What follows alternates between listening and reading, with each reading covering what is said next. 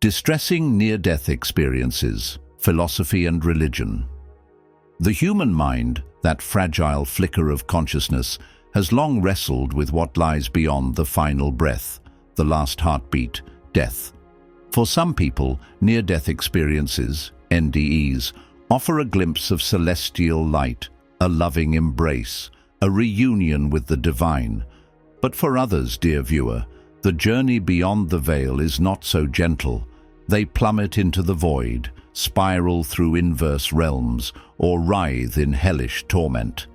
These visions are so harrowing they shatter the soul's equilibrium. What do philosophy and religion, those twin titans of existential inquiry, say about these distressing NDEs?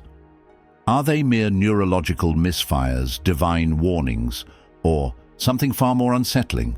Void NDEs, a nothingness that screams.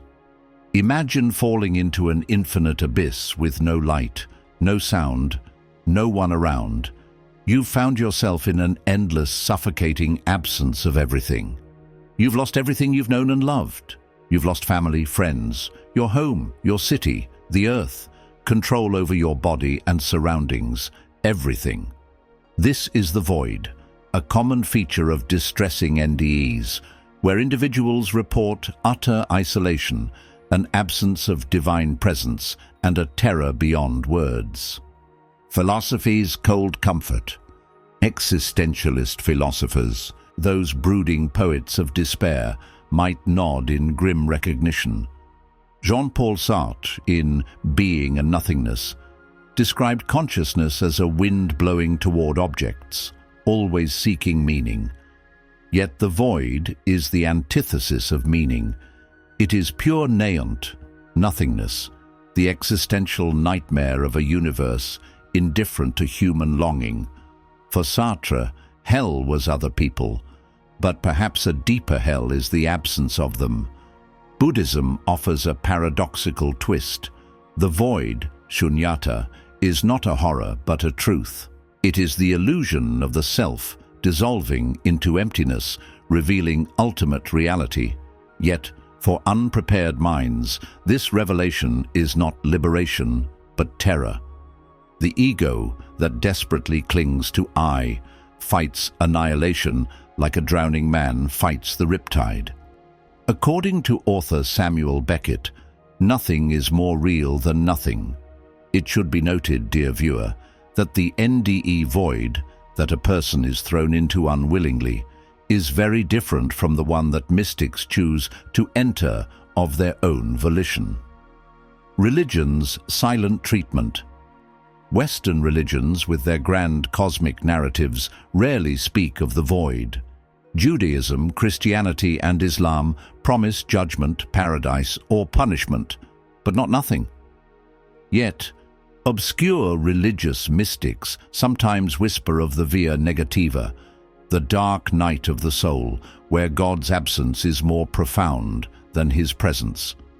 St. John of the Cross wrote, "The soul feels itself to be perishing and melting away in the presence and sight of its miseries, in a cruel spiritual death, even as if it had been swallowed by a beast and felt itself being devoured in the darkness." Is the void, then, a divine test? Or does the void strip away our illusions, revealing the unbearable truth that behind the curtain of sacred stories there is only infinite, echoing silence? Inverse NDEs. The universe turned inside out.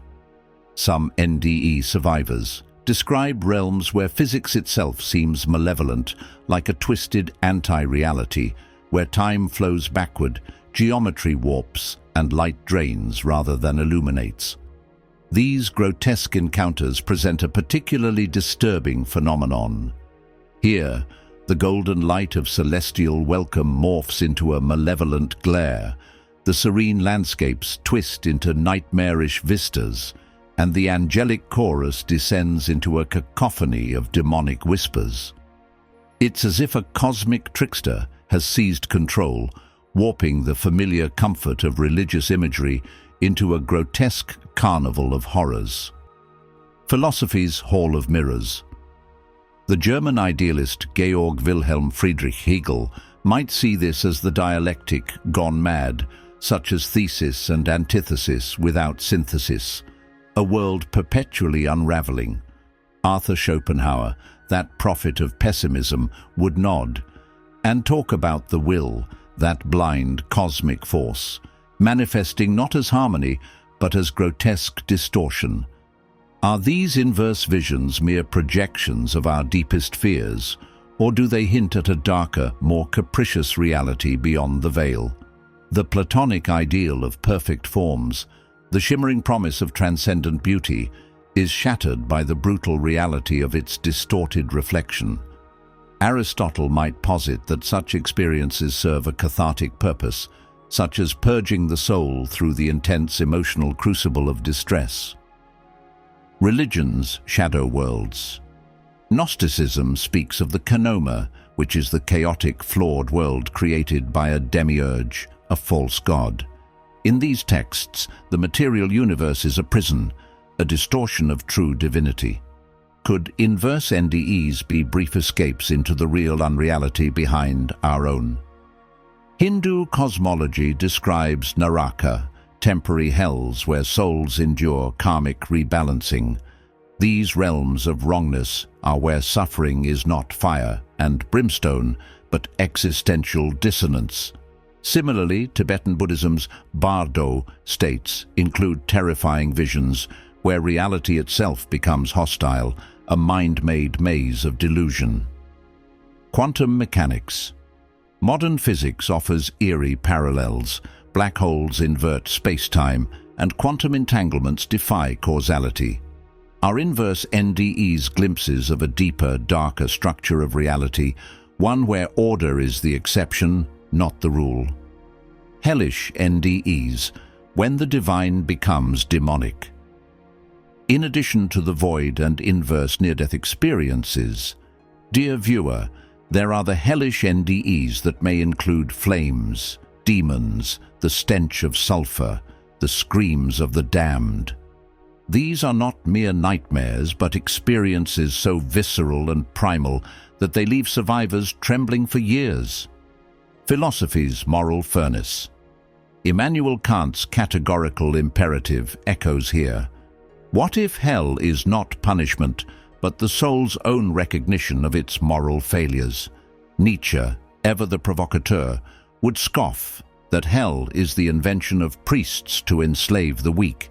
Yet, even he wrote of the abyss gazing back into those who stare too long.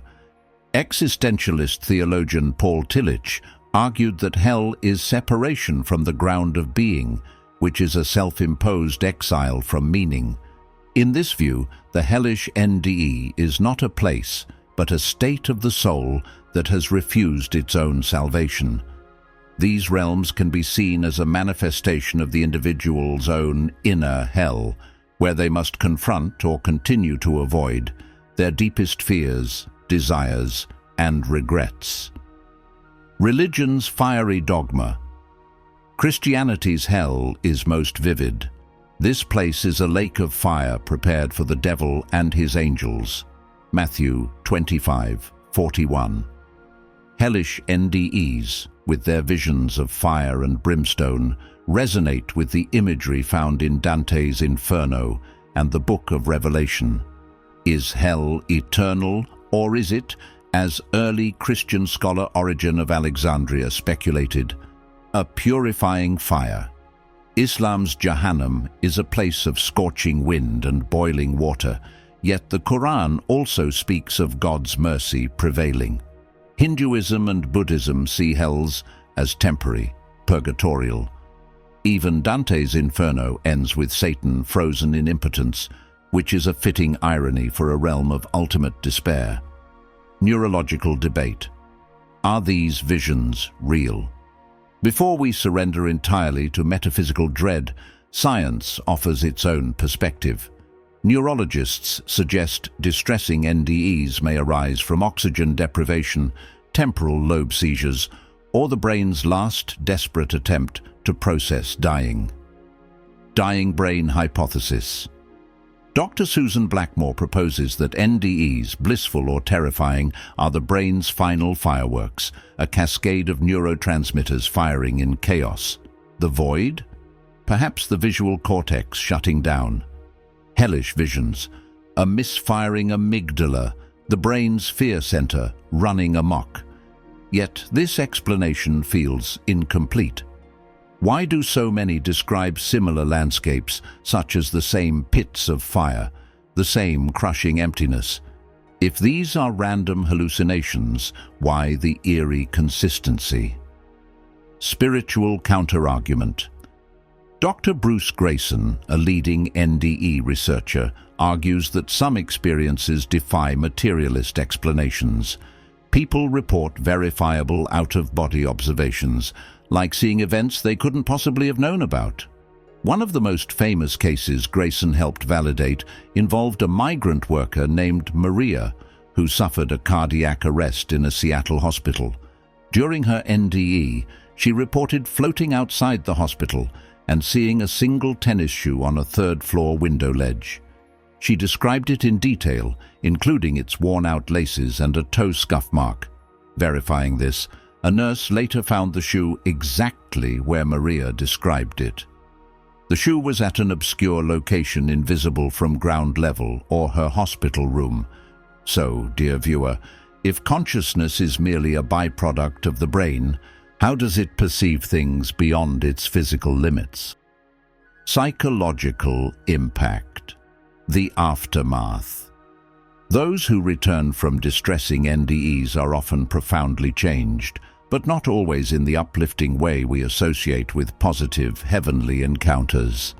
Let's continue, dear viewer, to discuss the impact. Trauma and transformation. Some survivors develop PTSD, haunted by the memory of the void or hellish landscapes. Others, paradoxically, emerge with a renewed zest for life, having stared into the abyss and survived. Researcher and President Emerita of IANDS, the International Association for Near-Death Studies, Nancy Evans Bush, who studied distressing NDEs extensively, found that some people eventually interpret their ordeal as a painful but necessary lesson, like a cosmic wake-up call. But many will need the help of a psychotherapist to get there. Philosophy's redemptive twist. Swiss psychologist Carl Jung believed that confronting darkness is essential for wholeness. The terrifying NDE, then, might be a forced encounter with the shadow, which is the repressed, feared aspects of the self. Existentialists would agree, to face nothingness is to truly understand the weight of existence. To paraphrase Martin Heidegger, only by confronting death authentically can one live authentically. Cultural interpretations, how societies shape the afterlife. Distressing NDEs are not experienced in a vacuum, as they are filtered through cultural and religious lenses. Let's now, dear viewer, take a look at both Western and Eastern perspectives. Western hellfire tradition. In Christian majority societies, hellish NDEs often mirror traditional depictions of Satan and eternal punishment. There are lakes of fire and brimstone and demons running amok. And in hell he lift up his eyes, being in torments. And he cried and said, Father Abraham, have mercy on me, and send Lazarus, that he may dip the tip of his finger in water, and cool my tongue. For I am tormented in this flame. Luke 16:23-24. Eastern perspectives on suffering. In Eastern cultures, hell takes different forms, such as a rule-bound limbo, a wasteland of sorrow, a labyrinth of mirrors reflecting one's failures. In Hinduism and Buddhism, distressing NDEs may be seen as karmic reckonings and not eternal damnation, but as necessary purification. The void aligns with meditative states where the self dissolves. The horror comes from resistance, not the state itself. The terror and the teaching. Distressing NDEs force us to confront the unthinkable, in that death may not be peace, that the universe may not care, that the divine may wear a monstrous mask. Philosophy dissects these fears with logic, and religion wrestles with them in myth and metaphor. Perhaps these experiences are the mind's last rebellion against oblivion. Or perhaps they are glimpses of realities too terrible for mortal comprehension. Either way, they remind us, the abyss does not merely wait, it watches. For those who return, the message is often the same: live while you can, love while you are able. The darkness is real, but so is the light. And in that tension between terror and transcendence, we find the raw, ragged truth of what it means to be human.